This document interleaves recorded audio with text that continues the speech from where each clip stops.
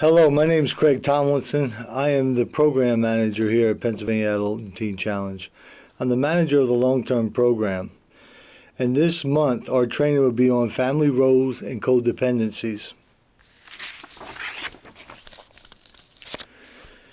The one thing about drug and alcohol treatments that I worked at or worked for, they take an individual approach to it, an individualistic approach to drug and alcohol treatment. But drug and alcohol treatment is a family system issue. It's not just the individual's issue. It's the family system issue. And when the family is involved, the one thing that I like about Pennsylvania Adult and Teen Challenge, and the one thing that really made me want to come here, is when I came here for my interview, we talked about family restoration. We talked about family programming. We talked about how to restore families. And that's the one thing that I'm really into, is the family system, how to restore families, and how to make families function in a way that is really healthy for them. So addiction in the family. A healthy family system. A healthy family system has self-worth. Their self-worth is very high, or high. To communication, there's direct communication, there's clear communication, and specific communication. And it's honest, and you're allowed to express your feelings during this communication. The roles and the rules are humane. They're flexible and they're appropriate to change. It's natural to link to and to be open to society. When a family's helping, they're more involved in the society. And when the society sees that healthy family, it's like a light in the society that, man, look at this family. They're healthy, they're communicating, they're with one another, they're functioning right. Each person has goals and plans to get there, and they're part of a supportive family.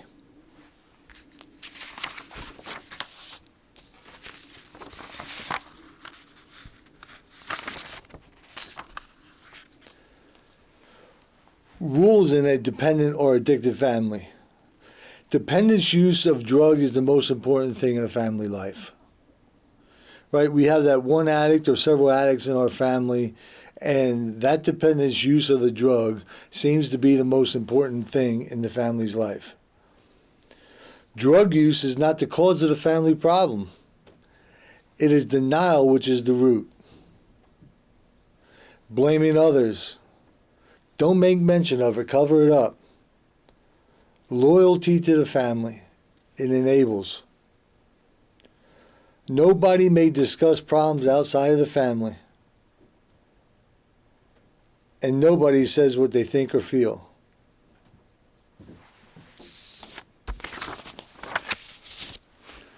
The next I want to talk about family roles. What are some of the family roles in a family where addiction is part of the family system?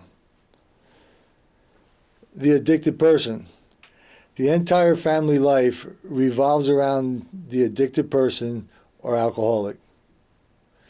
Each codependent role has been taken on in order to make sense of and cope and live with the dysfunction in the everyday life of the family. Everything is based around the addicted person. Every aspect of our family. Understanding the addicted person is very important. Of equal importance is knowing that by making change in your own actions, you can stop supporting the addictive behavior of the loved one. I watched this movie the other day. It's Julia Roberts plays in it. It's called Ben.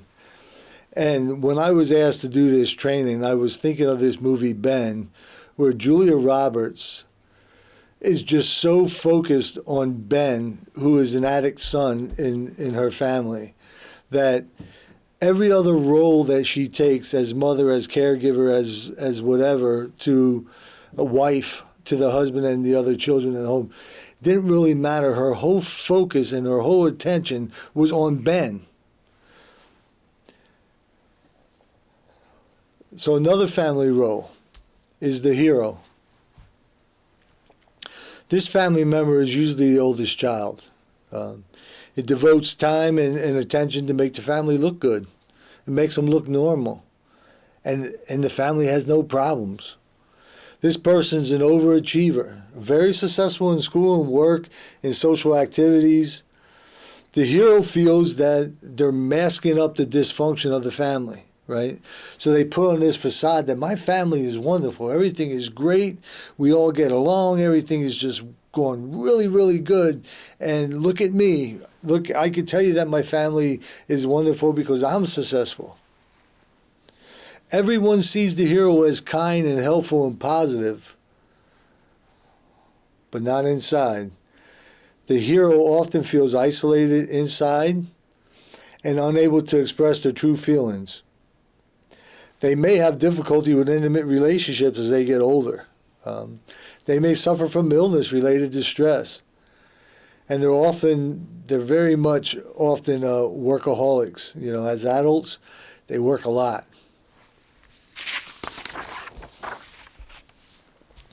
The scapegoat.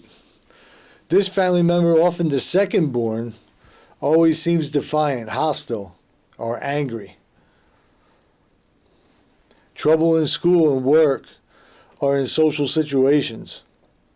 Their generally negative behavior turns the focus away from the addicted person in the family. They may also be reacting to the attention that the hero child receives. So now we have this hero child, we have the addict who's getting the attention, then we have the hero that's getting the attention, and now we have the scapegoat.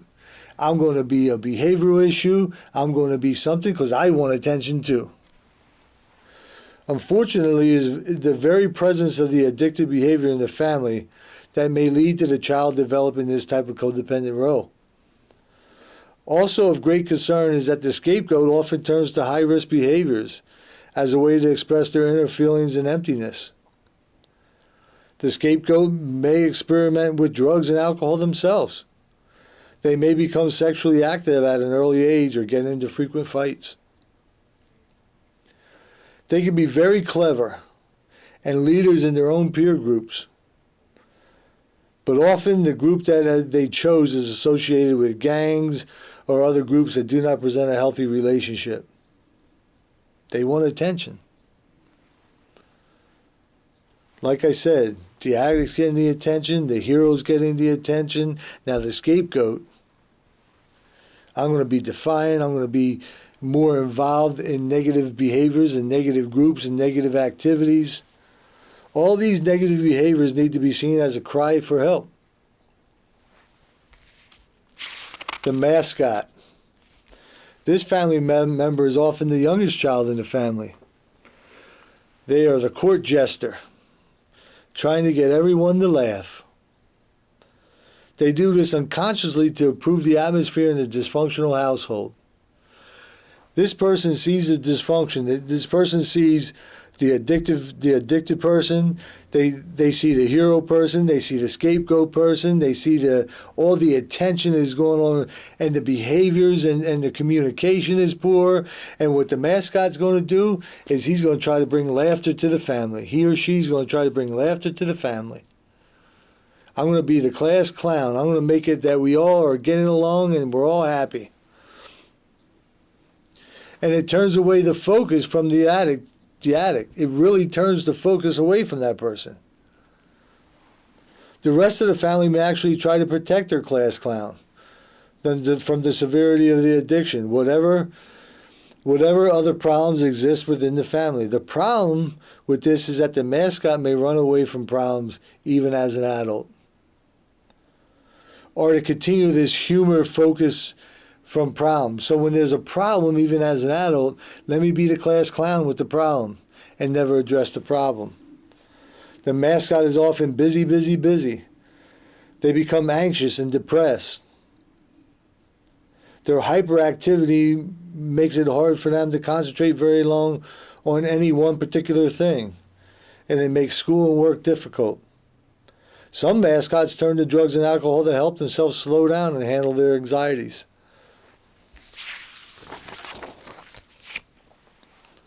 The lost child. The family member basically disappears. They become loners.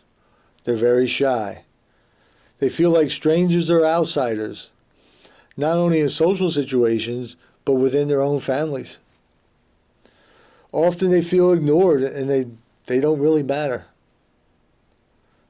All the attention is on everybody else. I might not even get to ask how school's going. How do you feel today? What's going on in your life? How's baseball practice? How's football practice? Cheerleading? Basically, they're loners, though. Their way of handling the addictive behavior in the family is to draw away from the interaction with the family members. The lost child often has a rich inner life, but because they don't interact, they never have the chance to develop important social and communication skills. The lost child avoids trouble, even if they truly needed something. Sometimes they develop physical problems, such as asthma or obesity, in order to gain attention. They may never even realize that they're doing this. As an adult, they may never marry or may have difficulty in intimate relationships. Then we have the caretaker. Another description for this word for the codependent family rose, the enabler. The caretaker feels like they have to keep the family going. Over and over, they take the addicted person's problems and responsibilities. In this movie with Julia Roberts, Ben, she took on everything. She was just overwhelmed with taking care of everything, but her focus was really on Ben, and she thought she was taking care of everything, and she was missing out on that. She wasn't. I recommend this movie. The fact that they have to do this may make the caretaker angry or frustrated, but they never quite see by choosing not to help, they actually could help the addicted person. The caretaker is like the head of the family and often supports not only the addictive behavior of the addicted person, but also the codependent roles that everyone else is playing.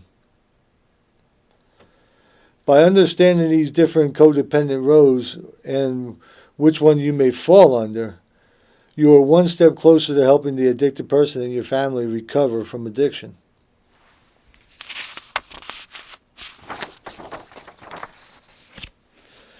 Family roles lead to codependency. Members make decisions based on what the dependent on other person's needs. Let me repeat that. Members make decisions based on what the dependent other person needs. Codependency leads to aversion and lack of self-orientation in situations where an addicted person is present or where addiction is present. Ultimately, people lose themselves and become part of what they're playing. Codependency involves a habitual system of thinking, feeling, and behavior towards ourselves and others that can cause pain. Codependent behaviors are habits. The codependent behaviors or habits are self-destructive. We frequently react to people who are destroying themselves. We react by learning to destroy ourselves. These habits can lead us into and keep us in destructive relationships that don't work. These behaviors can sabotage relationships that may otherwise have worked. These behaviors can prevent us from finding peace and happiness in the most important person in our lives, ourselves. Our whole focus is to make everybody else right, to make everybody else happy, to make everybody else productive, but we lose our own happiness. We lose our own productivity. We lose our own worth and our own values. These behaviors belong to the only person we can change, ourselves. And these are our problems. The only thing that we have control over is ourselves. We can't control anybody else. But sometimes we think that codependency comes in and we think that we got control over stuff. We can help this person. We can do this. We can do that. And all of a sudden we become overwhelmed and we start losing the value that we have, not only to our family and to society, but to ourselves. And then sometimes we get into this isolation feeling and we get into this depression, and it's very hard to get out of. So the problem becomes us, because the codependency. I'm an addict in recovery. I've been in recovery for 12 years. I didn't have the normal family per se, but I have a family system. And in that family system, I triangulated and manipulated my way through everything to try to get people. And I had a codependent person. The woman who raised me, my sister who raised me, she thought I was the most wonderful person in the whole wide world. Even though I was stealing, I was doing dirty deeds and doing things that were really like immoral or unethical. You couldn't tell her that. Craig was a wonderful kid.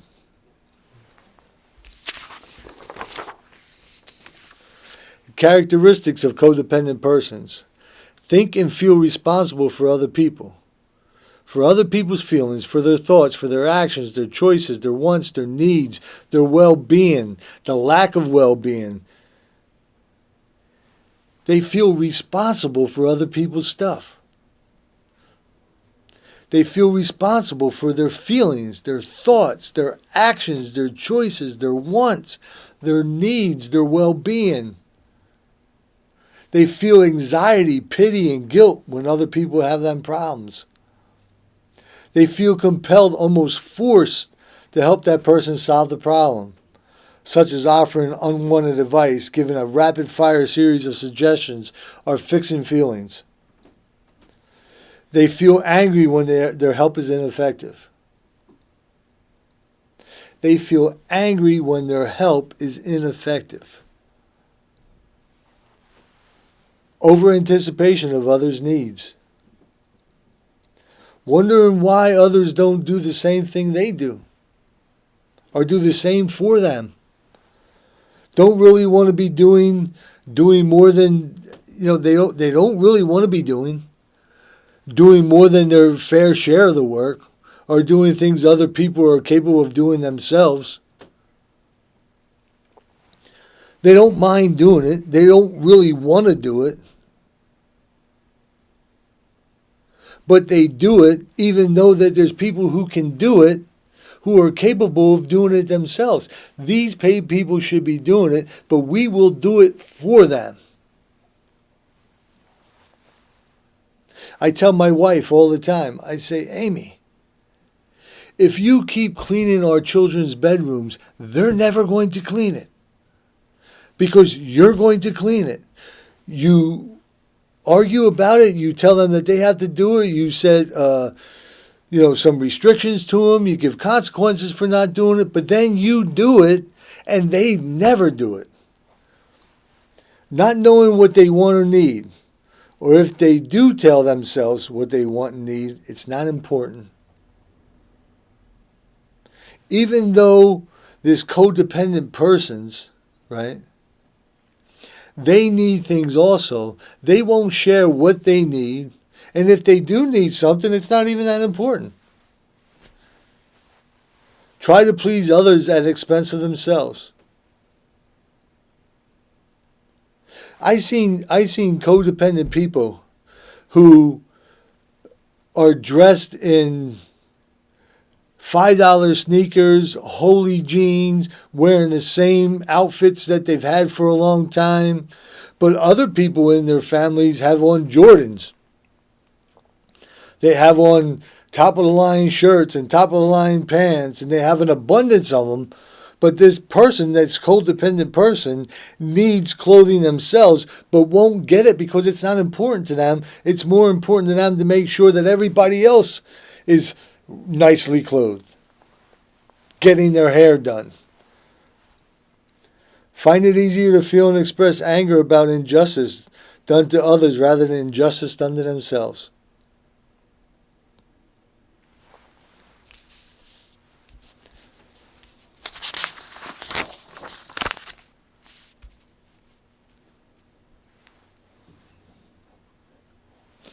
They feel safest when given.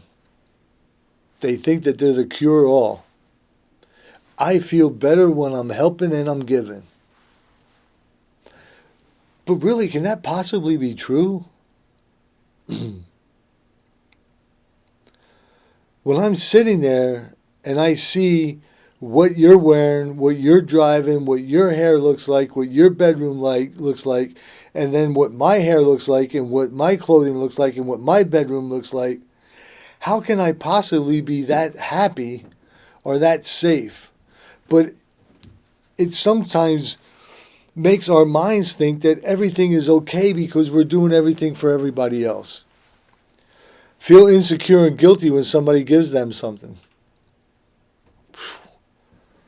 They feel sad because they spend their whole lives giving to other people and nobody gives to them.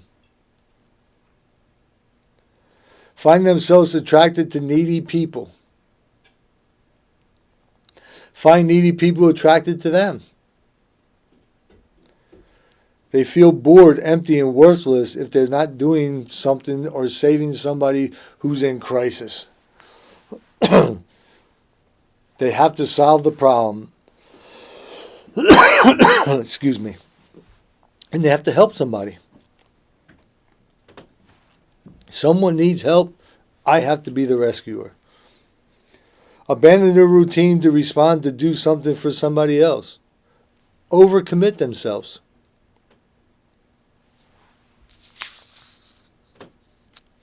They feel pressured. They feel hurried and pressured all day long. Because they got to do something to help somebody else and fix somebody else's problems when they can do it themselves. Oh, don't go to the grocery store. I'll go to the grocery store for you. What are they doing? They're sitting at home watching Judge Judy. Let them go to the grocery store. Believe deep inside other people are somehow responsible for them. Blame others for their spot they're in. Say other people make them feel the way they do. To believe other people are making them crazy. Feel angry, victimized, unappreciated, and used. Feel other people become impatient or angry with them.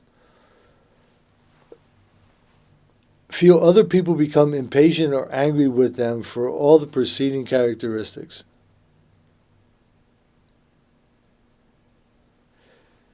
You can't put yourself in a spot that you're overwhelmed, that you're overcommitted, and you're doing everything while everybody else has the opportunity to do it or capable of doing it.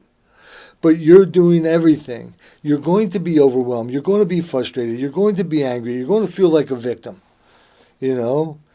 You're going to believe other people are making you crazy.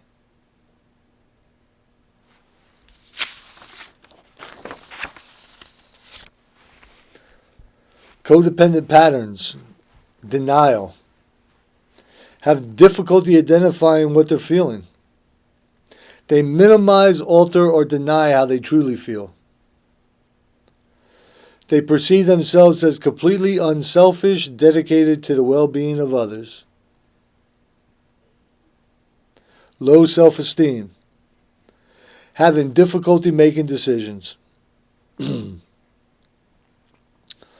Judge everything they think, say, or do harshly as never good enough. Excuse me again.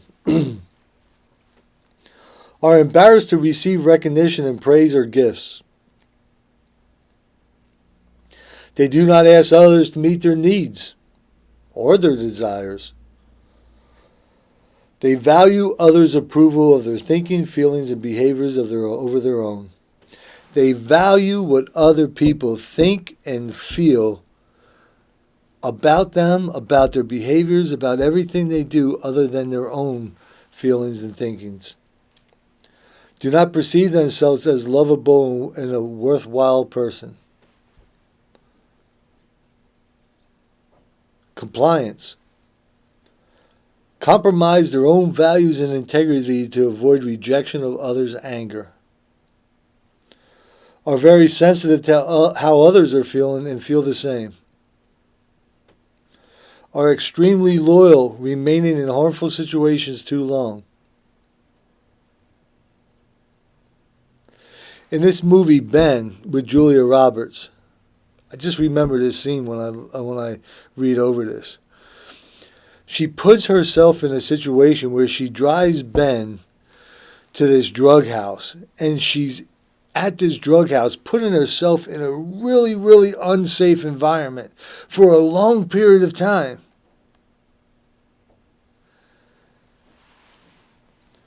Values others' opinions and feelings more than their own, and are often afraid to express different opinions and feelings of their own. Put aside their own interests and hobbies in order to do what others want. Accept sex when they want love. Control. Believe most other people are incapable of taking care of themselves. Attempt to convince others of what they should think and how they should truly feel. Become resentful when others will not let them help them. Freely offer others advice and direction when being asked. Lavish gifts and favors are those who they care about. Use sex to gain approval or acceptance. Have to be needed in order to have a relationship with others. Codependency says, my good feeling about who I am stems from being liked by you. My good feelings about who I am stem from receiving approval from you. Your struggle affects my serenity. My mental attention focuses on solving your problems, relieving your pain. My mental attention is focused on you. My mental attention is protecting you.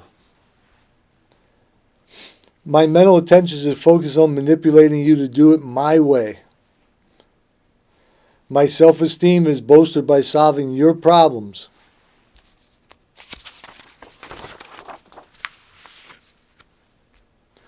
My self-esteem is bolstered by relieving your pain. My own hobbies and interests are put to the side. My time, listen to this, my time is spent sharing your hobbies and your interests. Your clothing and personal appearance are dictated by my desires, and I feel you are a reflection of me.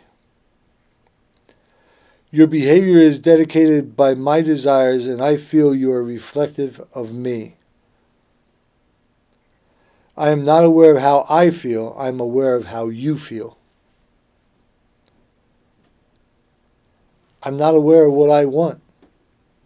I ask you what you want. I'm not aware, I assume. The dreams I have for my future are linked to you. My fear of rejection determines what I say or do. My fear of your anger determines what I say or do. I use giving a way of feeling safe in our relationship. My social circle diminishes as I involve myself with you. I put my values aside in order to connect with you. I value your opinion and way of doing things more than my own. Let me repeat that again. I value your opinion and way of doing things more than I value my own opinion and my own way of doing things. The quality of my life is in relationship to the quality of yours.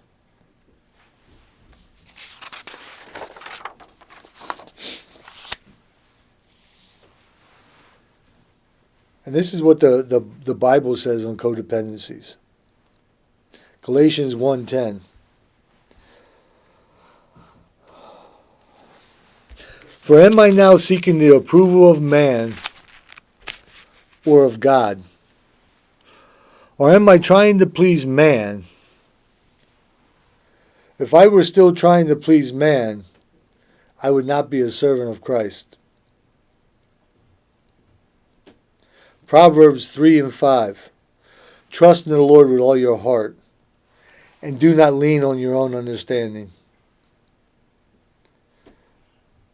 1 Peter 5, verse 7. Casting all your anxieties on him, because he cares for you. Psalms 118:6. The Lord is on my side. I will not fear. What can man do to me?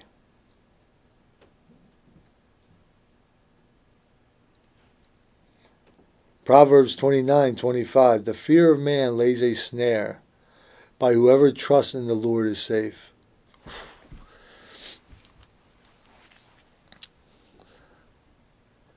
Casting all my anxieties on him because he cares for you. Trust in the Lord with all your heart and do not lean on your own understanding. The Lord is on my side. I will not fear. What can man do to me? Wow. The Lord is on my side. I will not fear. What can man do to me?